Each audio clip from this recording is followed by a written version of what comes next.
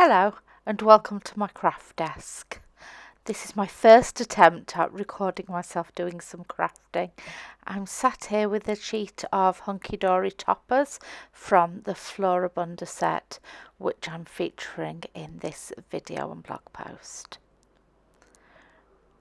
I'm sat just starting to trim them, and while I was doing this I was realising that actually I think this footage is really quite dark, and I decided it was best to try and do something about that. And that was when I remembered that I had got an external light source for my camera for one of my Christmas presents. So I swiftly went and set that up, and as you can see, it's a lot brighter now. So the first stage of the process, whenever I'm going to be working with Hunkydory toppers or similar toppers, I like to cut them all out first.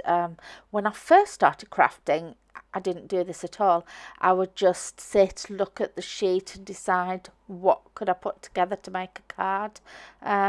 But my process changed as I got more into the crafting, and I realised that it was better to actually cut everything out. Then I could just sit looking at them, putting combinations together and think what worked well and what didn't. So I'm going to attempt to do my first speeding up, and let's see how we get on doing that. Doing you some speeding up because there's actually 4 sheets I needed to work on. The first is well on the way, but there was 3 more to do.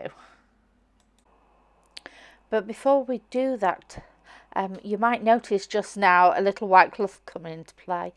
Obviously, one of the problems I have with the fibromyalgia is the hyperhidrosis. If that's a complication you have as well and you're a crafter, it's always a good idea to have something like a muslin around so that you can dab your forehead. You obviously don't want to have problems on your actual completed cards because you've sweated all over the place.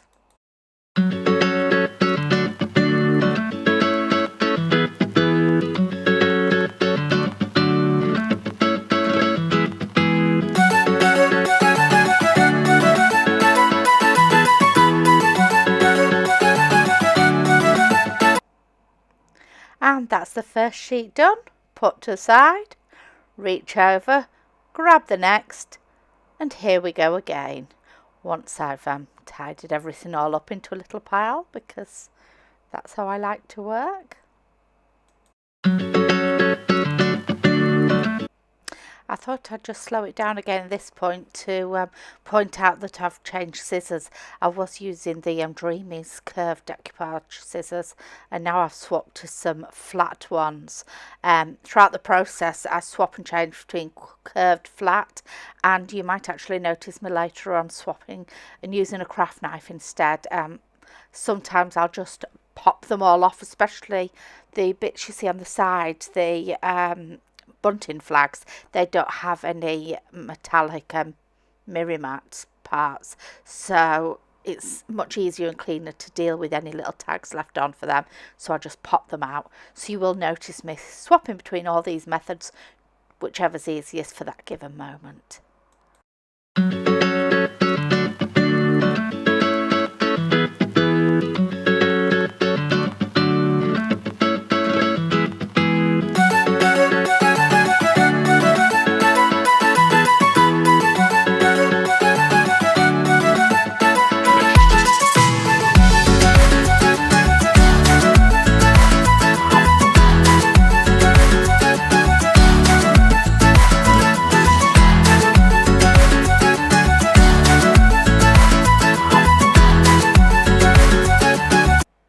And that's that one completed, and you've guessed it, on to the next.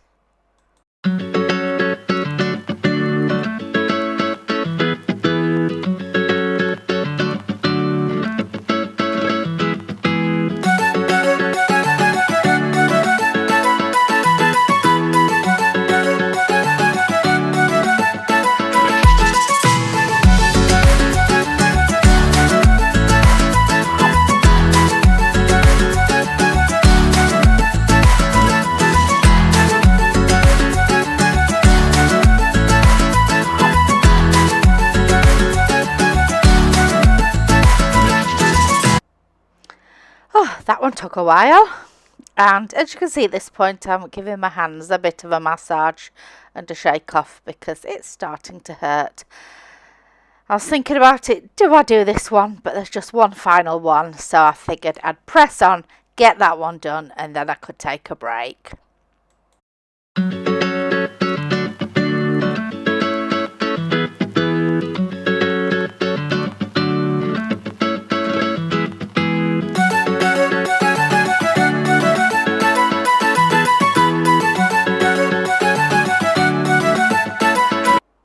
Just as I was coming to the end of doing this final one, I had another newish YouTuber experience that my camera memory card actually was full. So I'm really sorry, but we get a really abrupt cut off any minute now. That was going to say.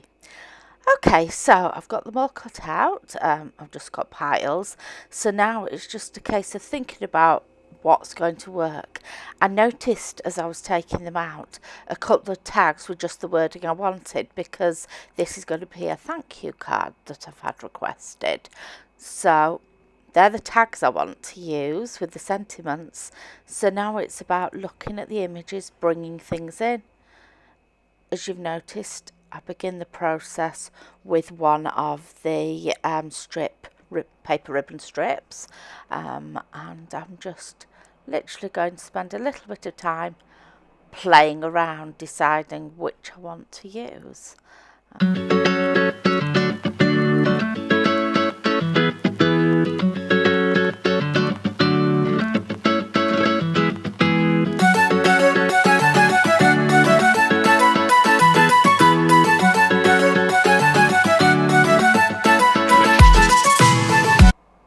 So now I've decided on my main elements. It's a case of thinking about the card size. In this case, I've already narrowed it down to either a 7-inch or an 8-inch square. So I'm just playing around, laying the elements on top of the card and seeing which is going to feel like the better fit.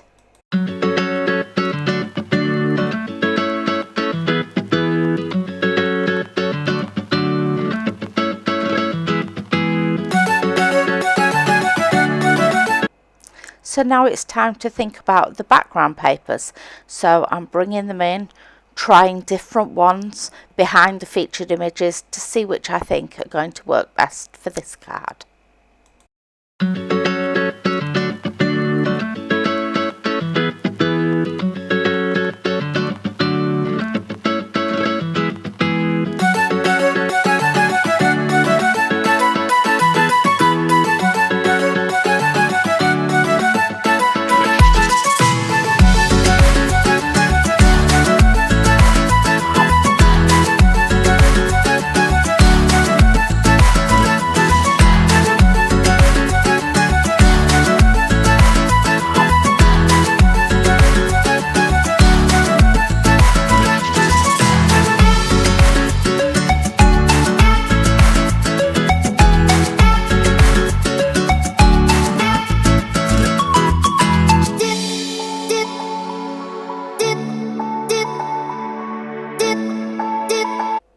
Sorted. I really like the dotty one you've got in front. The floral image at the side will be cut off and saved for another card, with the craft card behind it. I think those two together form a really nice card.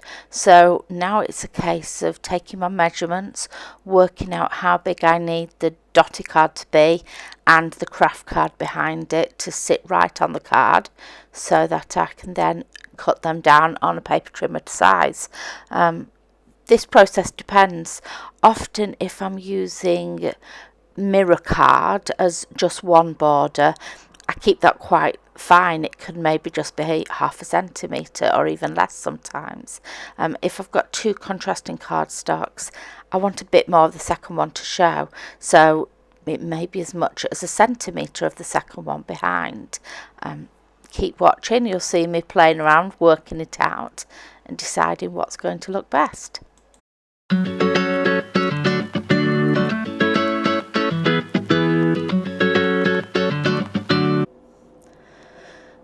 Now that's decided, let's gather up all the bits so that I can get ready to trim down the papers. For this project I'm going to be using my Fiskars paper trimmer. I tend to use this for all quick and easy cuts. If I'm doing more cutting at a time, I'll go to my main Caterpillar Pro, but as at the moment that's got other stuff all over it and I just needed to get on and cut a couple of pieces of backing paper, this is a quick and easy go-to.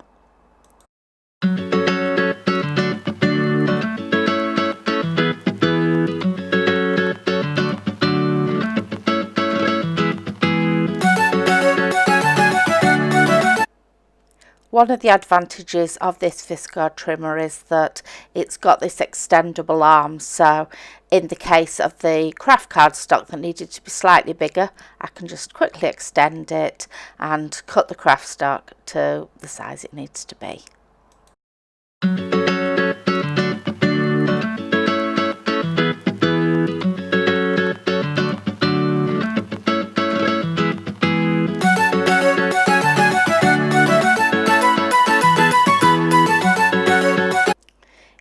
It's now time to do a couple of quick checks. Is the card blank facing the right way around? You don't want to make it back to front. And then laying the different cardstocks on the top, making sure they all fit perfectly. Adding the elements onto top, getting an idea of how the finished card's going to look before you stick down anything.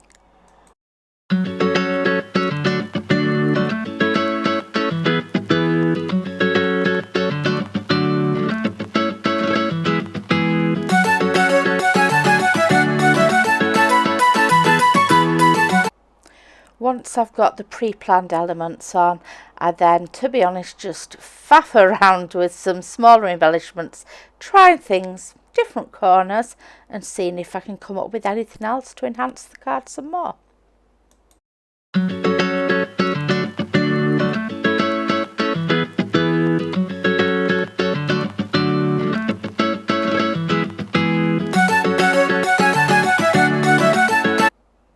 Okay, I like that layout.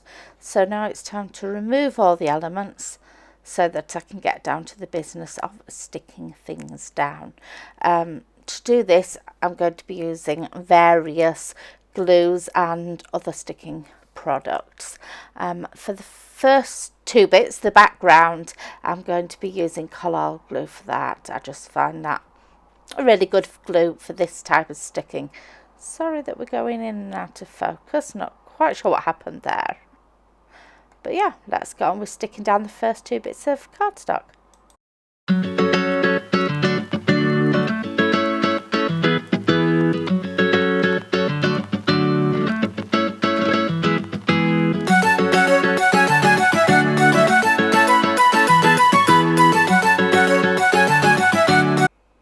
Did I say the first two bits of cardstock?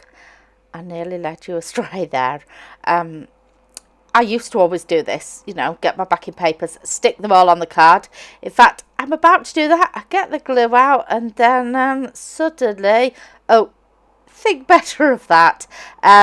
If you're going to have elements that are potentially going right up to, if not the edge of it, like the ribbon across the middle and the bunting ribbon across the corner, it's actually better to fasten them on at this point and then put that completed at that stage onto the actual card front.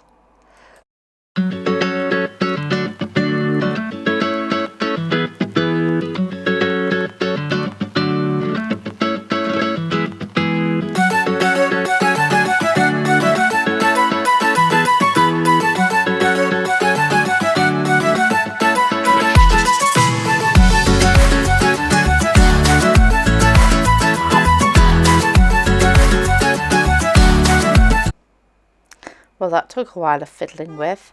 Okay, at this point I'm putting the main layers, the featured images, back on just to get a sense of exactly where I want this corner piece to be.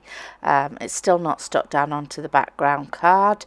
I'm just literally working it out and lining things up. Always measure twice, cut once type of thing.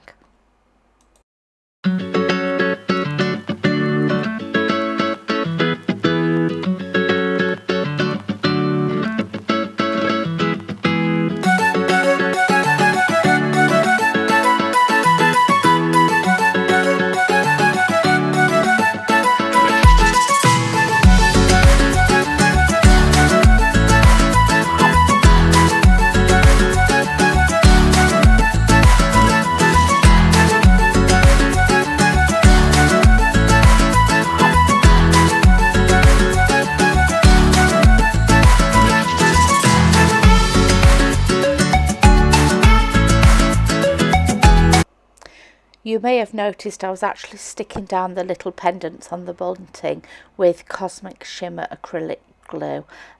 It's very much a case of personal preference with glues. Now it's time to trim off the edges of the bunting so that it finishes just right where I want it to finish. This was a bit faffy, just getting my scissors in, getting to the right angle, not wanting to cut off too much or too little, but I got there.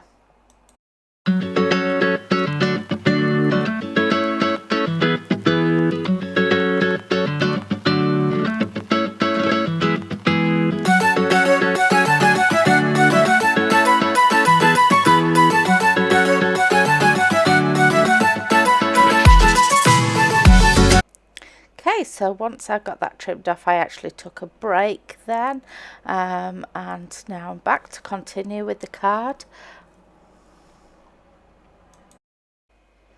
So once I've made sure everything's lining up correctly, looking exactly as I want it to do, it's then time to get on and stick the front main panel down onto the card blank, and I'm back to using the Collard glue to do this.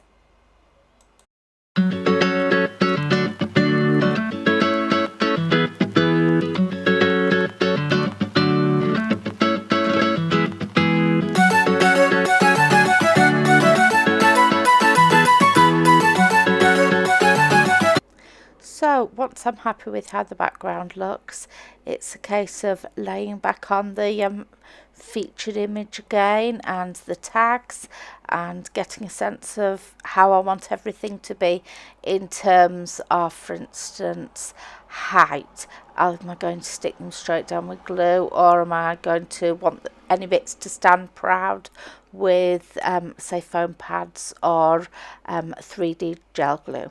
I'm making all these decisions. So for the main image, I've decided I'm going to go with foam pads.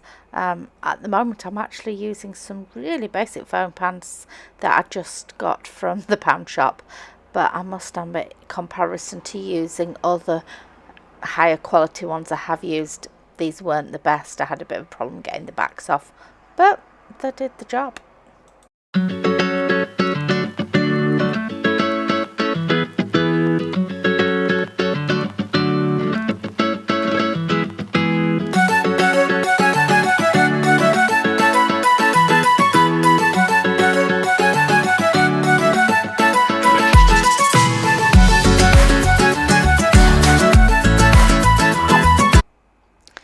Now it's time to get sticking down the tabs. So I'm going to begin with the top one with some more of the acrylic glue. I'm just thinking about the positioning, just putting down a little dab. I'm just going to fasten it at the very top of it. It's not flimsy paper, it's thick card, and that'll be more than enough just having a little dab of glue at the top. That's the first sentiment down. That was the secondary sentiment really. It just says, just a note to say. The small round one is the principal sentiment because it says thank you, the purpose of it. So for this I'm actually using one of the, well, a few of the little foam pads, and these ones are just slightly taller than the foam pads I did for the featured image. So it's really going to help this sentiment pop and become a feature on the card.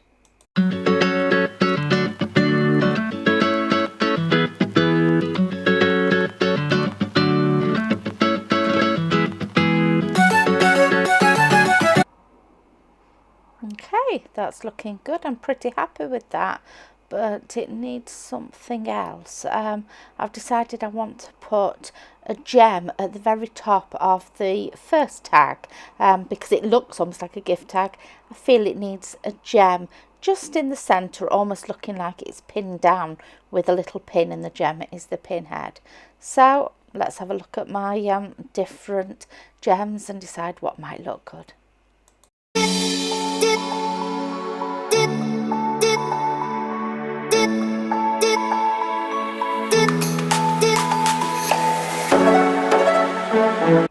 Okay, so I've chosen the size I want and the colour I want. I was using my Tanto little tool to do that. It really helps. It's by Crystal Ninja. It's something I actually found advertised for doing gems for nail art, but really good for papercraft too. And I've now got some new tattered lace glue applicators, which I am going to be breaking out for the first time now. Oh, I discovered I had some fine little gems stuck all over my fingers, so I was just putting the last of those few away.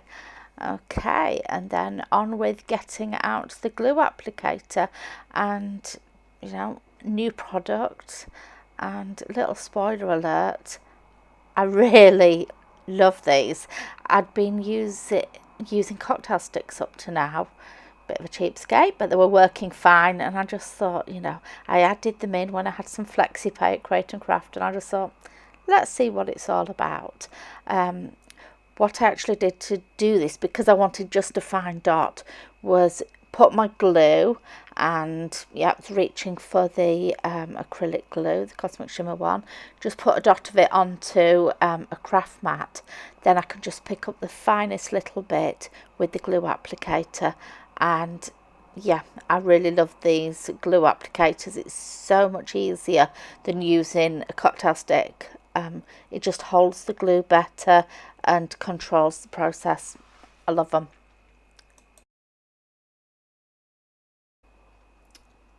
So let's put the lid back on the Tanto, get that away safely, and there we have it, the finished card. I'm really happy with that one. I hope you like it and it's inspired you to maybe even take up card making. Thank you so much for watching. Bye.